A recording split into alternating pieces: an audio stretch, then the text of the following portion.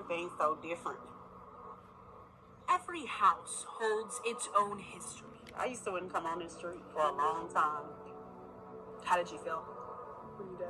I was scared at first. Tanya Stafford's story is woven into the history of 2 houses here on Bradshaw Street in South Dallas. I was sold from the projects, Turner Courts projects. She says by her mother to a man more than 10 years older in exchange for money and drugs. She was 14 when she was sold, 13 when she started noticing him hanging around her apartment complex. Didn't know that he had already started inquiring about us. Then they told him, her mom's on drugs. She really don't care about them. He found his prey. I was his prey. She says the first attack happened while she was at a neighbor's home.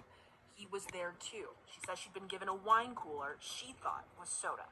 So after he raped me, I got up, and I put my clothes on, and I went back to our apartment, and I didn't say anything.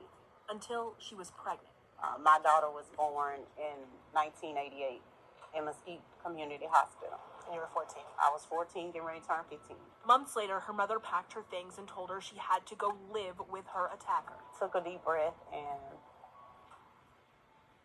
I got in the car. And he slapped me. And he said, if you do not like that, you'll do what I say, when I say, how I say it. What I say goes. And I said, okay. And I made up in my mind, I'll do whatever he say do to survive. She lived with him for 10 years, spending the last 7 in Pleasant Grove, where she had more children. The 3rd child was born 10 days before my 18th birthday. And nobody in these hospitals asked you anything? Nope. It wasn't a life.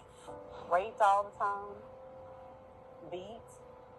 But she lived for her kids. It didn't matter who they were by. They were mine. And I loved them. When she was 24, a neighbor stepped in. She was the nosy neighbor that, she seen something, said something, and she did something. She called the police. Tanya Stafford and her children were taken to a domestic violence shelter in Irving. I got to be safe. And then I started therapy. I love therapy. Every Tuesday I go to therapy, and I believe that's what really saved me. That and her neighbor, who gave her a mission. She said that I would reach back and grab others that look like me. So I started rescuing.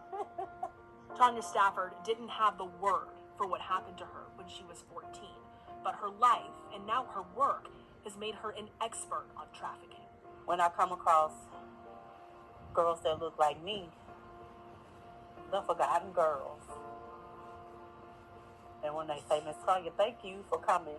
She started her nonprofit, It's Going to Be Okay, and operates 4 safe houses in Dallas. Providing direct services to human trafficking victims of all races and color, but particularly girls, black girls.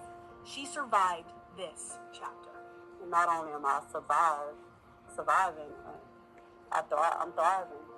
Now, her story is about saving others. I won't forget. In Dallas, Bradshaw Street. I'm Morgan Young.